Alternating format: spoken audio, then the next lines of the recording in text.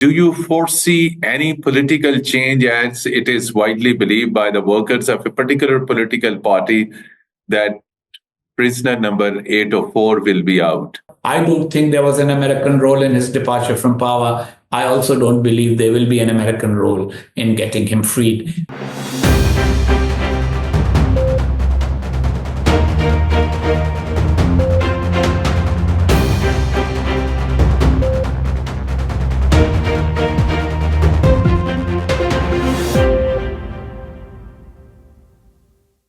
Bismillahirrahmanirrahim. Hello and welcome to program Insight in V News English. United States presidential elections just concluded yesterday, and Republican Party candidate former President Donald Trump won the elections. He will be having second term in the White House, and Mr. Donald Trump will take oath in January 2025. What will be the impact of this election on global policies, particularly on foreign policy front? And after Democrats, Republicans entry into the White House, what will be its relevance for Pakistan? Any impact on Pakistan? As it is widely believed in a particular political circle in Pakistan that when Mr. Trump's make entry into the White House as a president of the United States, there will be significant political change in Pakistan. What will be the American policy towards South Asia, towards Afghanistan, counterterrorism, Pakistan-United States relations, particularly in the Middle East peace process? We are joined by very renowned scholar, former ambassador of Pakistan to United States, and currently engaged in research activities related to global affairs, Ambassador Husain Haqqani. Ambassador Haqqani sahab, very warm welcome to program Insight in V News English. So first things and the first points which are related to Pakistan that we would like to raise with you, this particular election result, which made Mr. Donald Trump again as president-elect for United States of America.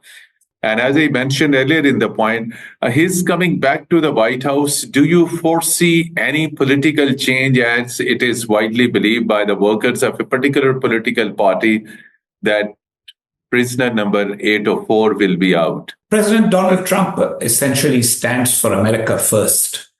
I would be very surprised if he acts on behalf of somebody whose claim is that he stands for his own country's interests above the interests of the United States. So it is, to me, an illogical claim that President Trump will intervene for a man whose entire political career has been based on hostility towards the United States. He claims that he wants to be friend, not slave, etc. But that whole narrative in America is seen as anti-American.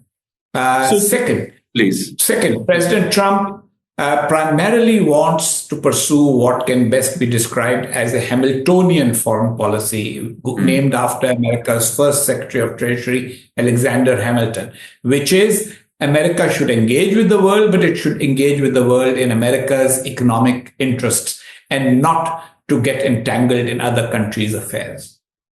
Ambassador Husain Haqqani sahab, you served as Pakistan's ambassador to United States, and also in Pakistan you have been holding very top positions, and you already understand that Pakistan enjoys strategic location in South Asia.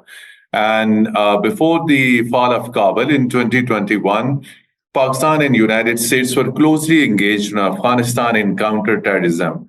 Despite the withdrawal of American troops from Afghanistan, do you think Pakistan is still relevant? Pakistan strongly believes that Afghanistan is a hub of terrorism, and current wave of terrorism in Pakistan emanates from Afghanistan.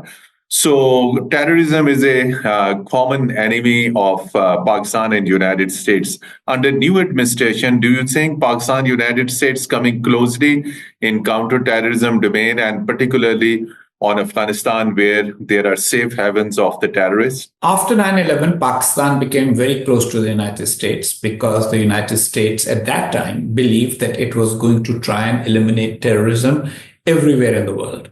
So there was kinetic engagement, use of force, There was massive intelligence gathering.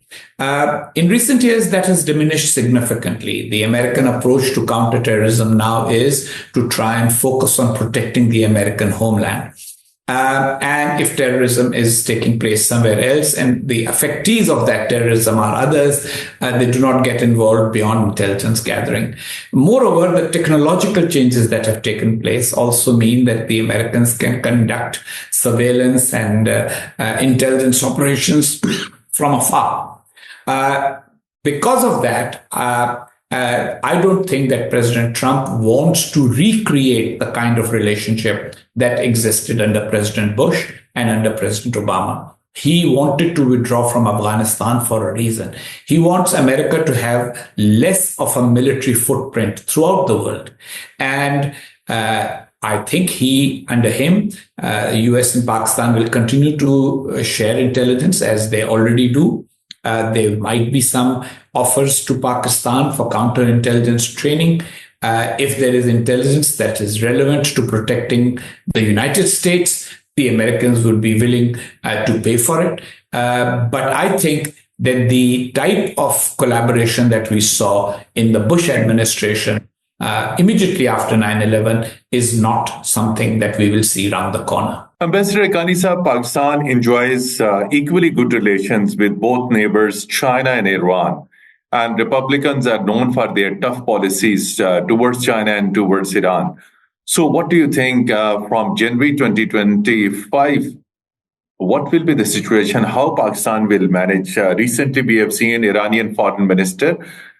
Just 2 days back, he visited Pakistan, held meeting with top Pakistani political and military leadership, and sought more Pakistan's cooperation to Iran in case of any next possible Israeli aggression. And on the other hand, we have recently seen Shanghai Cooperation Organization Council of Head of Government Summit that took place in Islamabad. So Pakistan is close to both Iran and China. How Pakistan will be managing its relations with Washington under new administration? I think that the Trump administration will maintain the same level of engagement with Pakistan that the Biden administration did, or before that, the previous Trump administration did. It's a less intensive, low intensity engagement.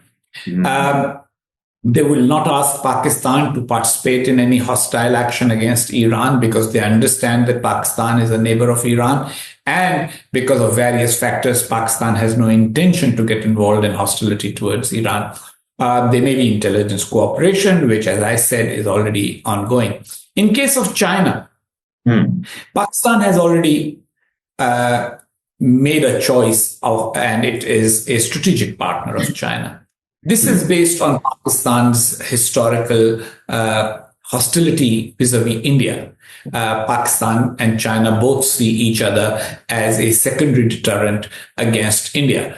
And so therefore, America has tried in the past to try and wean Pakistan away from China. But at this stage, it is unlikely that Trump administration will devote too many resources to try to win over Pakistan from China. And Pakistan, as it is, doesn't seem to have any intention to leave China. So Pakistan has to reconcile itself to a new relationship with the US, a relationship which is not like the old times when Pakistan and the United States were principal partners, but a relationship in which Pakistan looks at the United States as a major market for its exports, a source of technology, a country that is important, and therefore we must engage with it. But there is no appetite in America to go back to the old patterns of relationship in which America put in a lot of resources into Pakistan. I don't think there will be any increase in aid or assistance or support. And so therefore we have to, Pakistan has to readjust.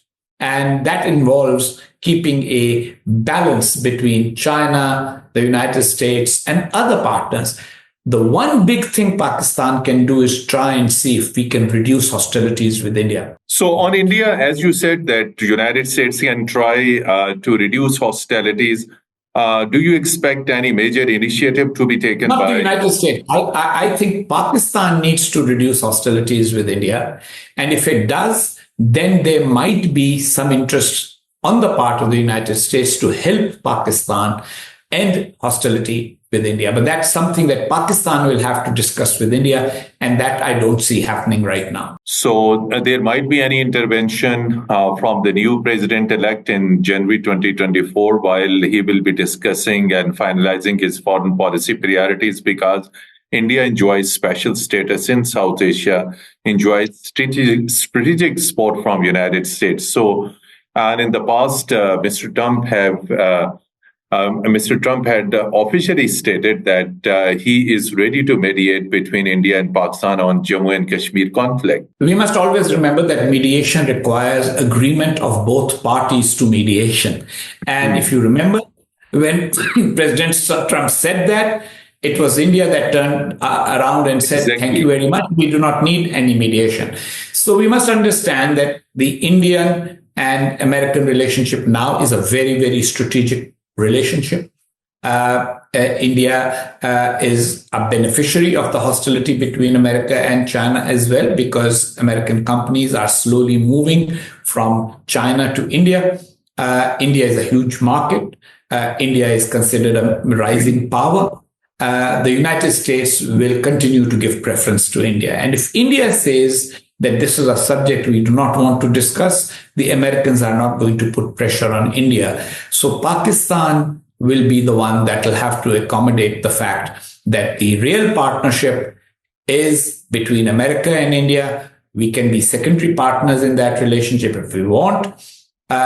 Similarly, Pakistan has a real partnership with China, and there too, the fact remains that America and India cannot make Pakistan give up their friendship and closeness with China. That is the public sentiment in Pakistan. That is what Pakistan's strategic planners believe. I think differently, but my thinking doesn't matter. So, Ambassador Haqqani Saab, since our focus is on America-South Asia relations with India as well, Pakistan always believed that it should be given access to the American markets for its exports, different type of exports. So, what do you think under new administration? Will Pakistan be given more access to American markets for its export? And if that is so, and do you think that Pakistan will be able to send and will be able to compete with the standards? Well, the problem in Pakistan's exports has always been, what do we export? What do we produce? What do we export, and at what price? So if Pakistan can create good products that America can import at a reasonable price, I'm sure there is room for Pakistan to get a bigger share for its products in America. But so far, that hasn't happened. If you are talking about concessional terms for giving Pakistan greater access, I don't think that will happen. President Trump's entire worldview is that the other countries of the world have been taking advantage of America, whether it's in trade, whether it's in technology transfers. And he wants to protect the American industry. He wants to protect American manufacturers. And therefore, he is going to be negative about trade concessions to anybody. And that would include Pakistan as well. Ambassador Haqqani Saab, now coming to Middle Eastern peace process, while in the previous term when Mr. Trump was in power, he had taken some of the extraordinary measures to improve Middle East peace process. Abraham Accord was there, and then some of the Arab countries, including Saudi Arabia, were being convinced to recognize Israel. So do you think his all initiatives and plans for Middle East will be revived? He will certainly try. President Trump sincerely believes that Israel will be more secure if it is at peace with its Arab neighbors. And he has encouraged both sides, Arab countries as well as Israel, to engage with one another. That said, the problem will still be the Palestinian issue. Prime Minister Netanyahu, who was partner to the Abraham Accords, did not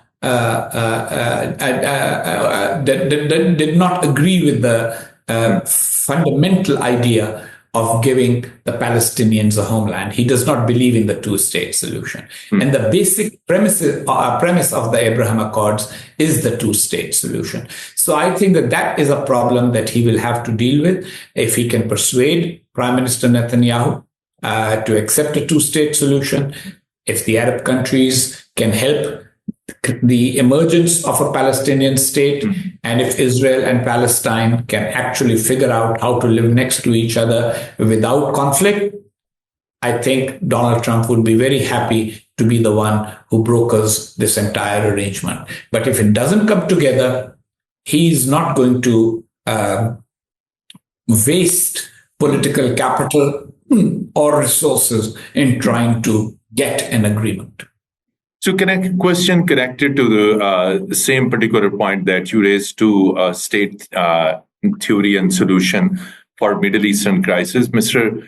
Trump, while making a victory speech, he said he will end Americans' wars. Is it possible at this stage that he may pull out of his support to Israel in Gaza war and for Ukraine and at a number of other places? So what do you think? Will it be possible for America to stop military assistance and support to Israel and to stop immediately all military financial support to Ukraine against Russia? President Trump has never said that he will ever stop supporting Israel. In fact, he has always been supportive of Israel. So I don't think that he is ever going to use that leverage with Israel of threatening to cut off support and military cooperation. Ukraine, he believes that he can persuade the Russians to accept a settlement in Ukraine, but that will be at the cost of Ukraine. Question is, will the Russians be willing to stop at Ukraine, or will they threaten other European countries as well? You must remember the reason why there is conflict in Ukraine is because Russia does not accept. President Putin at one point said Ukraine is an invented country. So if President Putin decides that he wants to go back to the era of the Soviet Union or close to that era and take over more regions and territories in Europe, then of course the war will not end. The real question is, will President Trump at that point also say this is not our business, defending Europe is not important to us? We will see. If you remember in his last term also, a lot of people predicted that he will pull out of NATO and that he criticized NATO, but he never pulled out of it. So there will be a modulating effect on his attitude and his outlook once things start to settle and once he's in office. And remember, he has already been president 4 years. He will only be president for another 4 years. 4 years are not enough to undo 70 years of a global commitment. Ambassador Haqqani Sahab, you serve as Pakistan's ambassador in Washington, and you know what needs to be done to project Pakistan's image in United States. So all Pakistan's lobbying for economic interests, military interests, security interests. What needs to be done? Why Pakistan's narrative is not heard in powerful circles in Washington, and instead other countries of South Asia are more heard in Washington? What needs to be done on our foreign policy front so that who may come to the White House, Pakistan should remain focus of attention over there? I think it's not just about narratives. I know in Pakistan, the word narrative is a very popular word. Everybody thinks it's all about the narrative. Sometimes it's about the substance of policy. Look, Pakistan has hurt itself by being associated with support for the Taliban, for undermining America's efforts in Afghanistan. Right or wrong, everybody believes that it was because of Pakistan that the Taliban were successful and America could not help build an Afghan republic. Then Pakistan has been accused of being the supporter or tolerator of many, many jihadi groups. Osama bin Laden was found in Pakistan, and we never offered a good explanation for what happened. So because of that, Pakistan is seen a certain way. Then Pakistan's blasphemy laws offend people of the Christian faith. Many things that happen in Pakistan, Pakistan's unstable politics, Pakistan's political factions constantly battling each other. Pakistan does not offer the kind of economic opportunities that other countries in South Asia do. For example, Bangladesh became a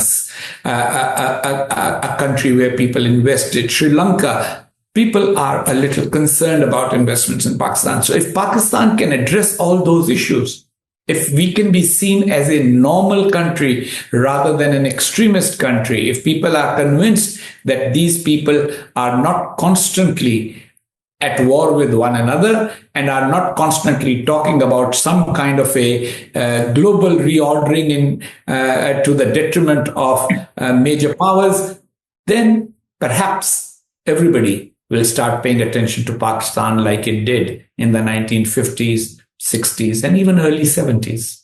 But recently, we have seen Pakistan got more closer with UAE, with Qatar, and with Saudi Arabia, and all these countries have made pledges to come and invest more in Pakistan. The countries of the Arab Gulf region are essentially always favorably disposed to Pakistan. It was the error of one particular individual and his arrogance that really offended them a few years ago. And since now the Pakistani leadership is willing to engage Arab countries in the same manner as it has historically and traditionally done, they are coming back to invest in Pakistan. But eventually, Pakistan has to be investment in Pakistan have to be productive for people to invest. Look, there's a golden rule of investment. Money goes where it will get a higher return. And if Pakistan makes investments worthwhile, everybody will be willing to invest. But if it does not,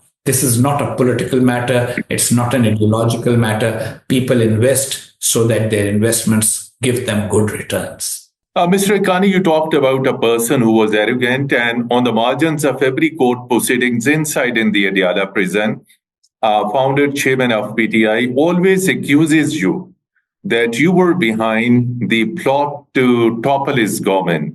In every press talk he makes on the margins of court proceedings inside in the prison, and while he was out of the prison, he have been frequently leveling allegations on you. So you are that stupid. I very much appreciate it. I very much appreciate the fact that he thinks I'm so powerful. I also appreciate the fact that he admires so much and likes me so much that he can't not talk about me. But the fact of the matter is that no single individual is so influential. If you remember Khaja Asif, when he was defense minister in the previous PMLN government. 2018. He also at one point said that, the Americans are under the influence of Husain Haqqani, and Husain Haqqani wrote the policy paper for President Trump. That was also untrue. The problem is that very few Pakistanis are in the policy community in the United States who write about policy issues in American newspapers, journals, and magazines. And therefore, the one or two who do, among them, I'm the one who has a longer history, who has been around for a longer time, has also played a role in Pakistani politics. So therefore, it's very easy to think, this must be because of them. But President Trump, President Biden, they are all smart enough people to make their own choices. I don't think they wait for Husain Haqqani whispering in their ear before they decide what they're going to do. They see what is good for America and what policy should they make in relation to all countries, including Pakistan. As far as lobbying is concerned, I've explained many times. I've explained many times, lobbying is a very different function from being an academic or a scholar. And those who lobby, they talk to congressmen. And these days, PTI is spending a lot of money trying to do that. And that has totally different results than the results of something that a scholar does. We write, we publish, and that affects somebody and makes them think something. That has nothing to do with lobbying, and that's not something that one should be castigated for. So good luck to those who believe that I had the power to convince the Biden administration to put in motion things that resulted in Mr. Imran Khan's departure from power. I don't think there was an American role in his departure from power. I also don't believe there will be an American role in getting him freed. But if people want to live in a world of conspiracy theories, they are welcome to. Last, only how you see Pakistan's future in a region where proximity of Pakistan with Iran, with Afghanistan, with China, and then Pakistan is closely connected with Gulf countries, which are aligned with United States and American influence. How you see future of Pakistan diplomatically, politically, and more importantly, economically? Pakistan sits at the crossroads of South Asia, Central Asia, Exactly. and the Middle East and the Gulf. It can leverage its position to its advantage by being a trading nation, by investing in human capital, by being a nation that is seen as a source of strength and peace for all its neighbors. Instead, Pakistan has had conflict with all its neighbors in one form or another. Pakistanis need to stop thinking of Pakistan as a future or potential great power, but focus on first developing the strength that is needed at home. Only when Pakistan is economically strong and its people are at peace with themselves and with our neighbors will Pakistan prosper. Nobody in the world wants Pakistan to suffer, but our own conspiracy theories, our own belief in our own greatness in an irrational manner makes us become a problem for others. If we stop being a problem for others, nobody wants to be a problem for Pakistan. Thank you so much indeed, former Ambassador of Pakistan, Mr. Husain Haqqani, a very noted, seasoned former diplomat, currently scholar, author, and strategic analyst on not only on Middle East, on global affairs. Despite your very, very busy schedule, you spoke to Program Insight in V News English. Thank you once again for joining us. And dear viewers, goodbye and Allah Hafiz from studios till our next program.